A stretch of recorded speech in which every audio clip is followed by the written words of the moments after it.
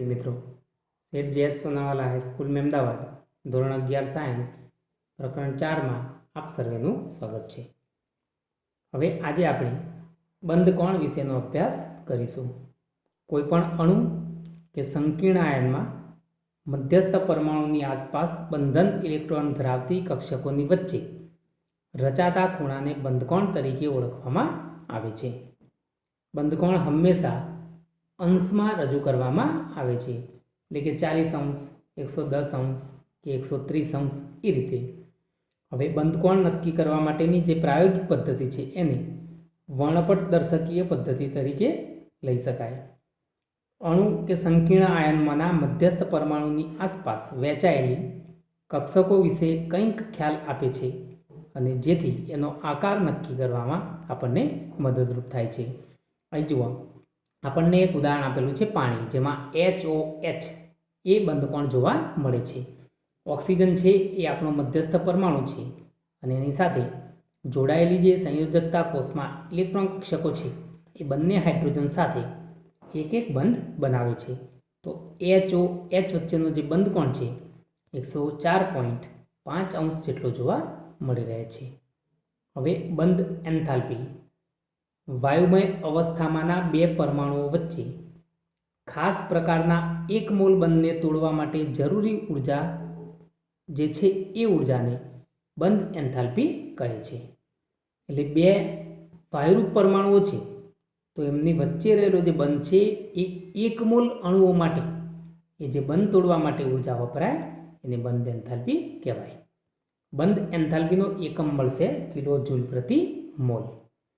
આપણે ઉદાહરણ તરીકે લઈએ તો હાઇડ્રોજન હાઇડ્રોજન વચ્ચે બંધ છે, એટલે કે H2 અણુ છે એમાં હાઇડ્રોજન હાઇડ્રોજન વચ્ચેનો બંધ છે જેની એન્થાલ્પી મળશે આપણને 435.8 કિલો જૂલ પ્રતિ મોલ। એટલે એક મોલ H2 અણુને બધા જ અણુઓને અલગ અલગ Hમાં રૂપાંતરિત કરવા માટે આટલી ઉર્જાની જરૂરિયાત પડશે। જો નીચે સમીકરણ દ્વારા આપેલું છે H2 gas gives H gas વત્તા H ગેસ, તો એમાં 435.8 કિલો જૂલ પ્રતિ મોલ જેટલી ઉર્જા વપરાશે। આ જ પ્રમાણે બહુબંધ ધરાવતા અણુઓની બંધ એન્થાલ્પી માટે પણ O2 અને N2ના ઉદાહરણો અહીં આપેલા છે। O double bond O gives O gas વત્તા O ગેસ, એમાં 498 કિલો જૂલ પ્રતિ મોલ છે અને N ટ્રિપલ બોન્ડ N છે, જેમ જેમ બંધની સંખ્યા વધતી જાય એમ વધુ ઉર્જા વપરાશે। તો N ટ્રિપલ બોન્ડ Nમાં 946 કિલો જૂલ પ્રતિ મોલ જોવા મળે છે। હવે બંધ વિયોજન એન્થાલ્પી જેટલી વધારે હોય એટલું જે તે અણુમાં પ્રબળ બંધન જોવા મળે છે અને HCl જેવા વિષમ કેન્દ્રીય દ્વિઅણુ આપણને મળશે। જો આ HCl એ વિષમ કેન્દ્રીય છે તો H અને Cl વચ્ચેનો બંધ તોડવા માટે જરૂરી બંધ એન્થાલ્પીનું મૂલ્ય છે 431 કિલો જૂલ પ્રતિ મોલ। બહુપરમાણુય અણુઓમાં બંધ લંબાઈનું માપન એ ખૂબ જ જટિલ બાબત છે। ઉદાહરણ તરીકે લઈએ આપણે H2Oની બાબતમાં OH બંધને તોડવા માટે જરૂરી એન્થાલ્પી સરખી નથી હોતી। હવે મિત્રો અહીં આપણને અમુક કોષ્ટકની અંદર જુદા જુદા અર્થો આપેલા છે। આ વિબંધિત બંધ લંબાઈ છે। અહીં સામાન્ય અણુમાં બંધ લંબાઈ છે H2માં 74, F2માં 144, Cl2માં 199। આ જોઈ લેજો મિત્રો। સહસંયોજક ત્રિજ્યાઓ આપેલી છે, H માટે 37 છે, C માટે 77, N માટે 74, O માટે 66 છે, P માટે 110, S માટે 104, બરાબર। કાર્બન માટે C1 છે, પછી 2, 3, જેમ જેમ સંખ્યા વધતી જાય એમ શું થાય છે, ઘટતી જાય છે।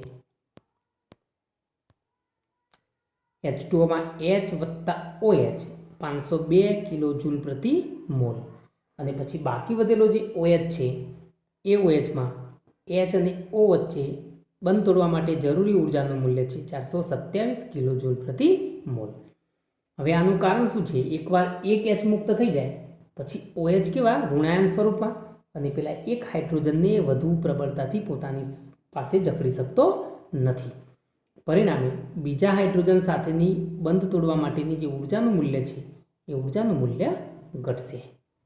ડેલ્ટા AHના તફાવતોમાં મૂલ્યોમાં તફાવત દર્શાવે છે કે બીજો OH બંધ કંઈક ફેરફાર પામે છે, કારણ કે રાસાયણિક પ્રક્રિયા દરમિયાન એનું જે મૂળ પર્યાવરણ હોય એ બદલાઈ જાય છે. C2H5OH અને પાણી જેવા અલગ અલગ અણુઓમાં સમાન O બોન્ડ H બંધને લીધે મળતા ઉર્જા ફેરફાર કારણરૂપ છે.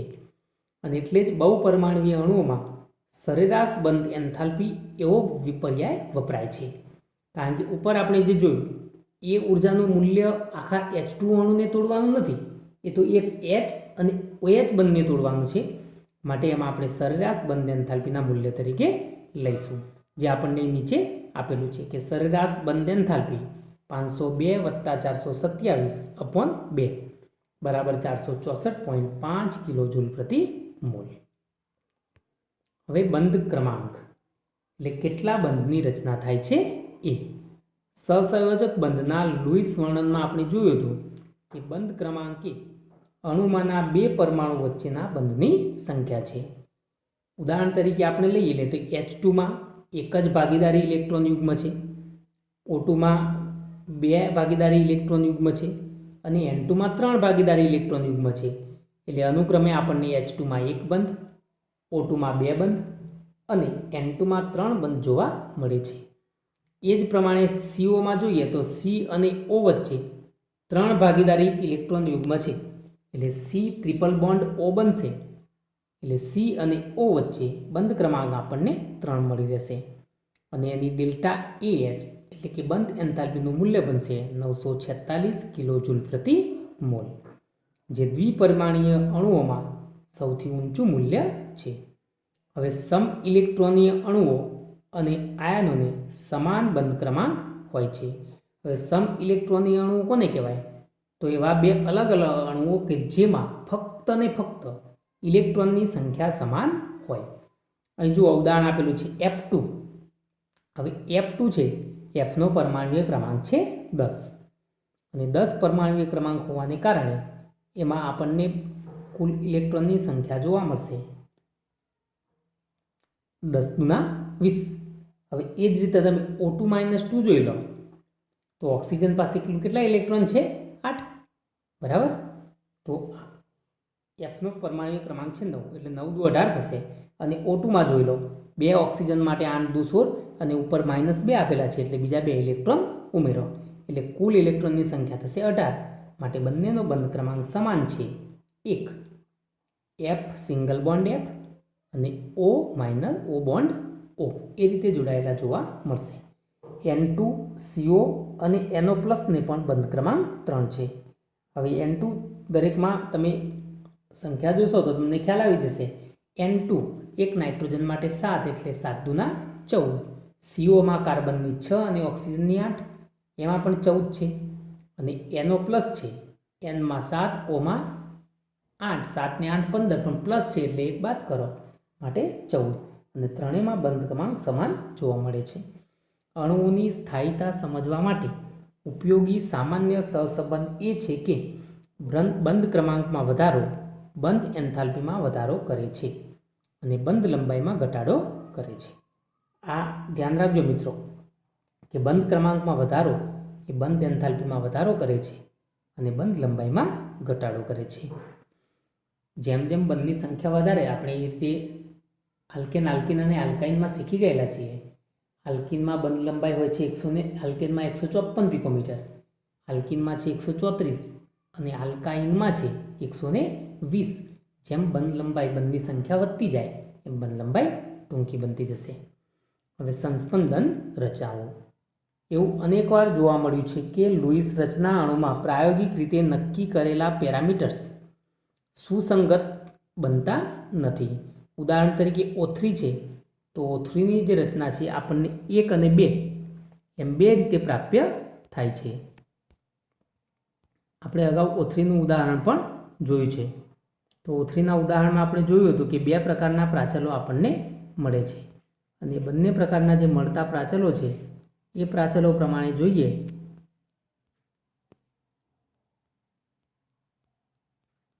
તો જુઓ O3માં 2 બંધારણ છે. એક બંધારણ O single bond O double bond O. તો સિંગલ બોન્ડ વચ્ચે રચના કેટલી છે? 148 પિકોમીટર અને ડબલ બોન્ડ વચ્ચે જે બંધ લંબાઈ છે 121 પિકોમીટર. એના જેવું જ બીજું બંધારણ છે પણ બીજા બંધારણમાં જે એકલ બંધ હતો ત્યાં દ્વિબંધ છે અને દ્વિબંધ હતો ત્યાં એકલ બંધ છે. એટલે આ આકૃતિ એવું દર્શાવવા માગે છે કે એકલબંધ અને દ્વિબંધની રચના સ્થાયી નથી. જ્યાં એકલબંધ છે ત્યાં થોડાક સમય પછી દ્વિબંધ અને જ્યાં દ્વિબંધ છે ત્યાં થોડાક સમય પછી એકલબંધની રચના થાય છે. પરિણામે જો એની મૂળભૂત રચના જોવા જઈએ તો એ મૂળભૂત રચનામાં આપણને બંને તરફ જે બંધ લંબાઈનું મૂલ્ય છે એ 128 પિકોમીટર દર્શાવેલું છે. અને ત્યાં આપણે જોઈ શકીએ છીએ કે એક ઘાટી લીટી છે અને બીજી એક ડોટેડ લાઇન આપણને દર્શાવેલી છે. તો ઘાટી લીટી એ એક સિંગલ બોન્ડ એવો છે કે જે સ્થાયી અવસ્થામાં છે, પણ ડોટેડ લાઇન એવું દર્શાવે છે કે એ બંધ થોડાક સમય આ તરફના બે ઓક્સિજન વચ્ચે અને થોડોક સમય બીજા બે ઓક્સિજન વચ્ચે જોવા મળી રહેતો હોય છે. બંને રચનાઓમાં O બોન્ડો એકલ બંધ છે અને O ડબલ બોન્ડો દ્વિબંધ પણ છે. સામાન્ય રીતે જોઈએ તો O બંધ લંબાઈ જે છે 148 પિકોમીટર છે અને O ડબલ બોન્ડ ઓની જે બંધ લંબાઈ છે 121 પિકોમીટર છે. પણ પ્રાયોગિક રીતે જ્યારે બંધ લંબાઈ નક્કી કરવામાં આવે છે ત્યારે એ આપણે ત્રીજી જે આકૃતિ જોઈએ એ ત્રીજી આકૃતિ પ્રમાણે 128 પિકોમીટર મળે છે. આમ O3 અણુની અંદર ઓક્સિજન વચ્ચેની જે બંધ લંબાઈ છે એમાં એકલ બંધ અને દ્વિબંધની વચ્ચેની જોવા મળશે. એટલે લગભગ આપણને સરેરાશ બંધ લંબાઈ જોવા મળતી હોય છે. O3 જેવા અણુ માટે ચોક્કસ રચના દર્શાવવી મુશ્કેલી પડતી હોવાને કારણે સંસ્પંદનનો ખ્યાલ દાખલ કરવામાં આવ્યો. એટલે એની ખરેખર જે બંધ લંબાઈ મળે છે એ બંધ લંબાઈ આપણને એના સંસ્પંદન રચનાઓમાં જોવા મળતી નથી.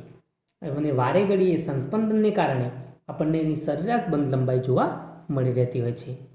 આ સંસ્પંદનના ખ્યાલ પ્રમાણે જ્યારે એક જ લુઈસ રચના અણુને ચોકસાઈથી વર્ણવી શકે નહીં ત્યારે સમાન ઉર્જા, કેન્દ્રના સ્થાન અને બંધકારક અને અબંધકારક ઇલેક્ટ્રોન યુગ્મો દર્શાવતા ઘણા પ્રમાણિત સ્વરૂપો ગણતરીમાં લેવાય છે. અને એ જે ગણતરીમાં કર્યા પ્રમાણે જે સંકર રચના ઉદ્ભવે છે એ સંકર રચના એ જે તે અણુનું ચોકસાઈપૂર્વકનું વર્ણન કરે છે. આમ O3 અણુ માટે ઉપર દર્શાવેલી જે બે રચનાઓ છે એ બંને રચનાઓની ત્રીજી એક રચના જોવા મળશે એ એની સંકર રચના તરીકે મળશે. તો આ જે રચના છે એને આપણે સંસ્પંદન સંકર તરીકે પણ ઓળખી શકીએ. સંસ્પંદન બે શીર્ષવાળા તીર વડે રજૂ કરવામાં આવે છે. હવે સંસ્પંદન રચનાના કેટલાક અન્ય ઉદાહરણમાં કાર્બોનેટ આયન અને કાર્બન ડાયોક્સાઇડ અણુ લઈ શકાય. જો અહીં પેલો કાર્બોનેટ આયન છે CO3-2 એ અણુ માટે સંસ્પંદન રચના જોઈએ કાર્બન અને ઓક્સિજન વચ્ચે બે એકલબંધ અને એક દ્વિબંધની હાજરી પર આધારિત લુઈસ રચના સાચી રચના દર્શાવવા માટે અપૂરતી છે.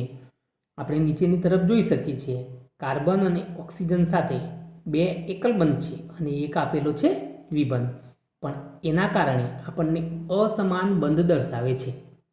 પ્રાયોગિક માહિતીના આધારે આપણે જોઈએ તો કાર્બોનેટ આયન CO3-2માં બધા જ કાર્બન અને ઓક્સિજન બંધ સમતુલ્ય છે. એનો મતલબ કે કાર્બોનેટ આયન એના 3 સંસ્પંદન સ્વરૂપો 1, 2 અને 3 રજૂ કરે છે.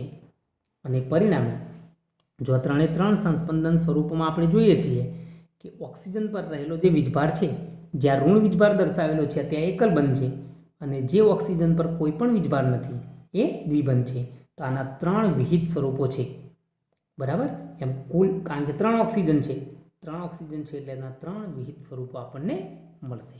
એ જ રીતે CO2 અણુની રચના જોઈએ તો CO2માં કાર્બન અને ઓક્સિજન વચ્ચેની બંધ લંબાઈ છે એ પ્રાયોગિક રીતે 115 પિકોમીટર નક્કી થઈ છે. કાર્બન અને ઓક્સિજન વચ્ચે દ્વિબંધ તથા કાર્બન અને ઓક્સિજન વચ્ચેની ત્રિબંધ લંબાઈ જોઈએ તો 121 પિકોમીટર અને 110 પિકોમીટર છે. એટલે ત્રિબંધ પણ નથી અને દ્વિબંધે નથી. જો ત્રિબંધ અને દ્વિબંધ બંને એક સાથે જોવા મળશે અને કેવા હશે? રૂપાંતરિત થતા, માટે એની બંધ લંબાઈ પ્રાયોગિક રીતે 115 પિકોમીટર મળે છે.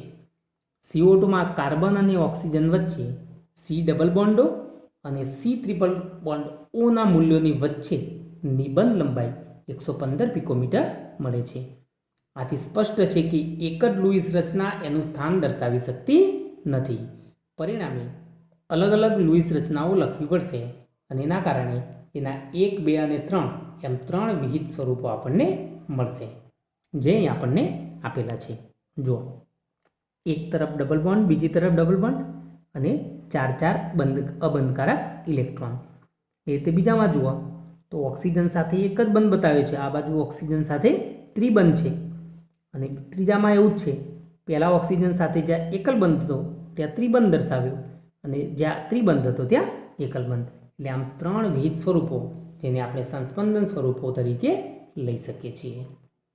સંસ્પંદન અણુને સ્થાયી બનાવે છે કારણ કે સંસ્પંદન સંકરની ઉર્જા કોઈપણ વિહિત સ્વરૂપ રચના કરતાં ઓછી હોય છે. આ વિહિત સ્વરૂપો છે એના કરતાં આપણે જે સંસ્પંદનીય બંધારણ સૂત્ર લખીએ એ બંધારણીય સૂત્રની ઉર્જા હંમેશા ઓછી હોય અને જેમ ઉર્જા ઓછી એમ સ્થિરતા કેવી હોય? વધારે. આપણે થાક્યા હોઈએ તો શાંતિથી આરામ કરીએ અને વધારે જોશમાં હોઈએ તો કૂદાકૂદ કરીએ. એટલે ઉર્જા વધારે તો સ્થિરતા ઓછી અને ઉર્જા ઓછી તો સ્થિરતા વધારે. સંસ્પંદન એ એકંદરે બંધ ખાસિયતની સરાસરી કરે છે. આમ O3ના સંસ્પંદનની ઉર્જા 1 અને 2 જે વિવિધ સ્વરૂપો છે એની ઉર્જા કરતાં નીચી જોવા મળે છે. હવે બંધની ધ્રુવીયતા 100% આયનીય અથવા સહસંયોજક બંધના અસ્તિત્વનો નિર્દેશ એક આદર્શ પરિસ્થિતિ છે. હકીકતમાં કોઈપણ બંધ અથવા સંયોજન સંપૂર્ણપણે સહસંયોજક અથવા આયનીય હોતા નથી. 2 હાઇડ્રોજન પરમાણુ વચ્ચેના સહસંયોજક બંધની બાબતમાં પણ કંઈક આયનીય લાક્ષણિકતા હોય છે. એટલે 2 સમાન પરમાણુ વચ્ચે જ્યારે સહસંયોજક બંધ રચાય, આપણને ઉદાહરણ તરીકે આપેલો છે H2O2 Cl2 N2 અને F2. એમાં ભાગીદારી દ્વારા જ્યારે ઇલેક્ટ્રોન યુગ્મ બને છે ત્યારે એ ઇલેક્ટ્રોન યુગ્મ 2 સમાન પરમાણુઓ છે એટલે બંનેની વિદ્યુતઋણતા કેવી હોય? સમાન હોય. એટલે બંને તરફ સમાન રીતે આકર્ષિત થતા જોવા મળશે. પરિણામે જે વચ્ચેનું બંધકારક ઇલેક્ટ્રોન યુગ્મ છે એ ઇલેક્ટ્રોન યુગ્મ કેન્દ્રની બરાબર વચ્ચેના એટલે કે મધ્ય ભાગમાં જ ગોઠવાયેલું જોવા મળશે અને આ રીતે જે બંધ રચાય એ બંધને અધ્રુવીય બંધ કહે છે. હવે એનાથી ઉલટું 2 અલગ અલગ પ્રકારના પરમાણુ છે એટલે કે વિષમ કેન્દ્રીય અણુ HFની બાબતમાં આપણે જોઈએ તો પરમાણુ વચ્ચેનું ભાગીદાર ઇલેક્ટ્રોન યુગ્મ ફ્લોરિન તરફ ખેંચાયેલું જોવા મળશે. કારણ કે આપણે જાણીએ છીએ કે આવર્ત કોષ્ટકમાં સૌથી વધારે જો કોઈની વિદ્યુતઋણતા હોય તો એ ફ્લોરિનની છે અને ફ્લોરિનની ઊંચી વિદ્યુતઋણતાને કારણે એ જે બંધમાંના ઇલેક્ટ્રોન છે એ ફ્લોરિન તરફ વધુ ખેંચાયેલા જોવા મળશે અને હાઇડ્રોજનથી થોડાક દૂર હશે, મધ્યમાં હશે નહીં. પરિણામે એવો જે બંધ રચાય છે એને આપણે ધ્રુવીય સહસંયોજક બંધ કહી શકીએ. હવે ધ્રુવીભવનને પરિણામે એક નવું મૂલ્ય મળશે જેને આપણે દ્વિધ્રુવ ચાકમાત્રા તરીકે લઈએ છીએ. તો દ્વિધ્રુવ ચાકમાત્રા છે એ જે તે પરમાણુમાં જોવા મળતા ભારની માત્રા અને ધન અને ઋણ ભારના કેન્દ્રો વચ્ચેના અંતરનો ગુણાકાર છે અને એના માટેની સંજ્ઞા છે મ્યુ. એને મ્યુ વડે રજૂ કરવામાં આવે છે. એટલે દ્વિધ્રુવ ચાકમાત્રા મ્યુ બરાબર થશે ભાર Q ગુણ્યા અલગીકરણનું અંતર R. હવે એનો બીજો એકમ છે જેને ડી એકમ એટલે કે D/, તરીકે પણ દર્શાવવામાં આવે છે. 1D બરાબર 3.33564 ગુણ્યા 1030 કુલમ્બ મીટર છે. જ્યાં C એ કુલમ્બ એકમ છે અને M એ મીટર છે. આ ઉપરાંત દ્વિધ્રુવ ચાકમાત્રા એ સદિશ રાશિ છે. સદિશ કોને કહેવાય અને અદિશ કોને કહેવાય એ રાશિઓ વિશે આપણે ધોરણ 9-10માં શીખી ગયા છીએ. જેને દર્શાવવા માટે દિશાની જરૂરિયાત હોય એવી રાશિઓ એ સદિશ છે અને પ્રણાલિકા પ્રમાણે તેને નાના તીર વડે દર્શાવાય છે જેમાં પૂંછડીને ઋણ કેન્દ્ર અને શીર્ષને ધન કેન્દ્ર તરફ દર્શાવાય છે. પરંતુ રસાયણ વિજ્ઞાનમાં દ્વિધ્રુવ ચાકમાત્રાને ક્રોસ કરેલ તીરને અણુની લુઈસ રચના પર મૂકવામાં આવે છે. ક્રોસ ધન છેડા પર અને તીરનું શીર્ષ ઋણ છેડા પર હોય છે. જો અહીં HFમાં દર્શાવેલું છે. HFમાં હાઇડ્રોજન કેવો છે? ધનભારિત છે થોડો, કારણ કે એનાથી ઇલેક્ટ્રોન દૂર હોય છે. F છે ઋણભારિત છે એટલે H પર તો ક્રોસનું નિશાન આવે છે અને તીરની નિશાની ઋણભારિત F તરફ જાય છે. તીર અણુમાંની ઇલેક્ટ્રોન ઘનતા સ્થાનાંતરની દિશામાં હોવાની સંજ્ઞા દર્શાવે છે. એટલે કે ઇલેક્ટ્રોન મધ્યમાં રહેલા હોતા નથી તો એની ઘનતા વધુ વિદ્યુત ઋણ તત્વ તરફ જોવા મળશે. એટલે એ સંજ્ઞા તીરને એવું જ દર્શાવે છે કે ઇલેક્ટ્રોનની ઘનતા જે તરફ તીર છે એ તરફ વધુ છે. એ નોંધવું જરૂરી છે કે ક્રોસ તીરની દિશા પ્રણાલીગત દ્વિધ્રુવ ચાકમાત્રા સદિશની ઉલટી દિશામાં હોય છે.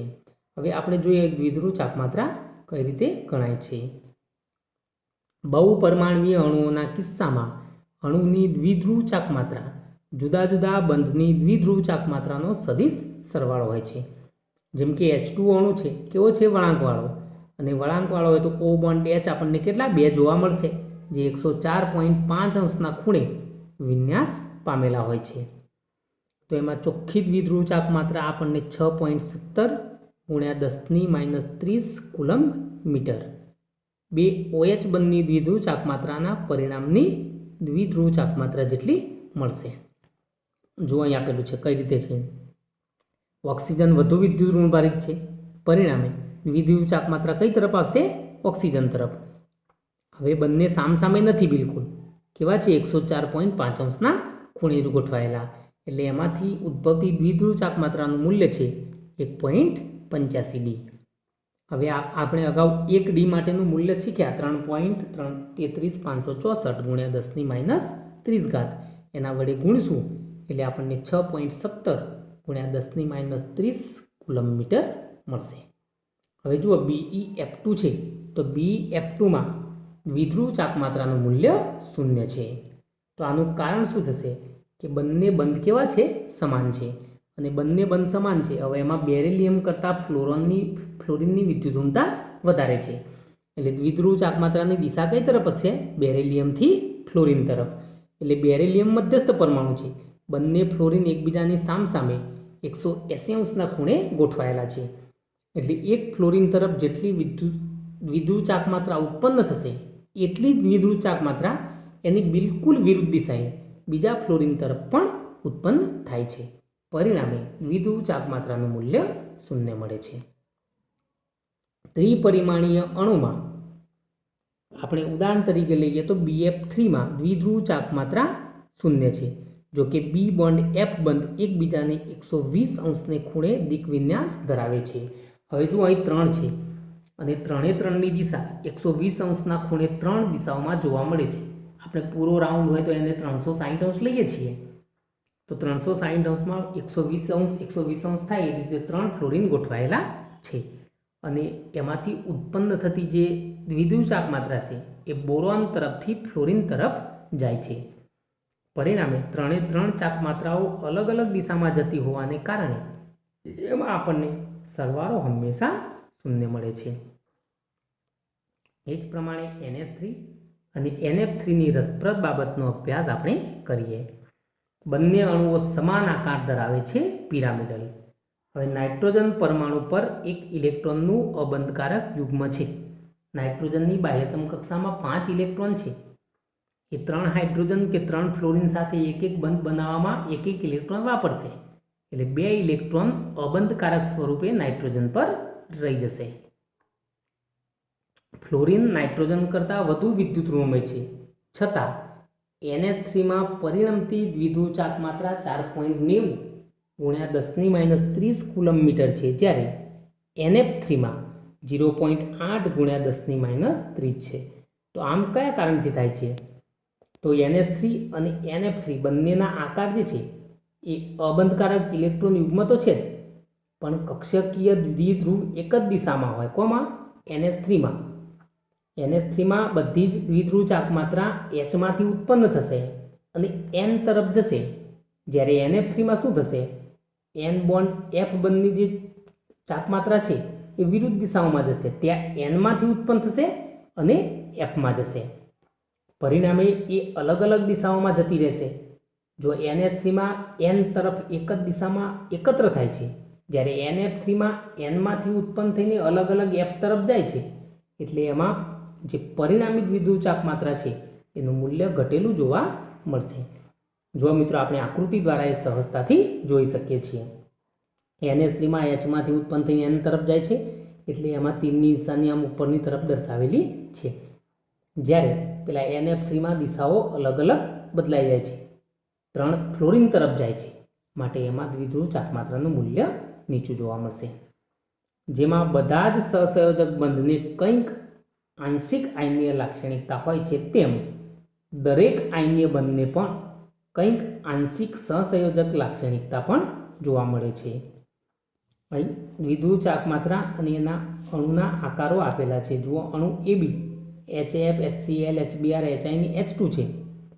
H2માં 2 સમાન છે માટે 0 દ્વિધ્રુવ ચાકમાત્રા. આકાર તો બધાનો રેખીય જ છે, પણ F, Cl, Br અને I Hની સાથે બધા સમાન જોડાયેલા છે, પણ ફ્લોરિનની વિદ્યુત ઋણતા સૌથી વધારે છે માટે એમાં મૂલ્ય સૌથી ઊંચું જોવા મળે છે. એ જ રીતે અણુ AB2 પ્રકારના છે, H2O, H2S અને CO2. હવે H2O અને H2S છે વળેલા આકારના છે માટે એમાં દ્વિધ્રુવ ચાકમાત્રા 1.85 અને 0.95 છે. પણ CO2 કેવો છે? રેખીય છે. કાર્બન વચ્ચે છે ને બંને ઓક્સિજન તરફ દ્વિધ્રુવ ચાકમાત્રા જશે એટલે પરિણામી દ્વિધ્રુવ ચાકમાત્રા 0 મળશે. એ રીતે NH3, NF3 અને BF3. NH3 અને NF3માં જે રચનાઓ છે એ ત્રિકોણીય પિરામિડલ છે, જ્યારે પેલા BF3માં ત્રિકોણીય સમતલ છે, 120 અંશના ખૂણે ગોઠવાયેલી, માટે એમાં 0 મળે છે. અને અણુ AB4 છે, CH4માં 0 છે, સમચતુષ્ફલકીય છે માટે. CH-Cl3માં 1.04 છે, એ સંપૂર્ણ સમચતુષ્ફલકીય છે, પણ એમાં 1 હાઇડ્રોજન છે ને 3 ક્લોરિન છે, એટલે 3 ક્લોરિન તરફ જાય છે, પણ હાઇડ્રોજનની થોડી ચાકમાત્રા કાર્બન તરફ આવે છે, એટલે એમાં 1.04 આપણને મળશે. CCl4માં આપણને 0 મળશે. ધન આયનનું નાનું કદ અને ઋણ આયનનું મોટું કદ હોય તો આયનીય બંધમાં વધુ સહસંયોજક લાક્ષણિકતા જોવા મળે છે. હવે નાના કદના ધન આયન આલ્કલી સમૂહ એટલે સમૂહ 1માં હોય, જ્યારે સમૂહ 17નો આયોડિન જેવો જો કોઈ ઋણ આયન હોય તો એમાં આપણને સહસંયોજક લાક્ષણિકતા વધારે મળશે. જેમ ધનાયન પર ભાર વધારે તો આયનીય બંધની સહસંયોજક લાક્ષણિકતા વધારે જોવા મળે છે. સમાન કદ અને ભાર ધરાવતા સંક્રાંતિ ધાતુ આયનમાં જેની ઇલેક્ટ્રોન રચના છે n-1 d-માં 10 S0, તો એ આલ્કલી અને આલ્કલાઇન અર્ધધાતુ ધનાયન જેની ઇલેક્ટ્રોનીય રચના NH2 np6 ઉમદા વાયુ જેવી છે તેના કરતાં વધુ ધ્રુવીકરણ પામે છે.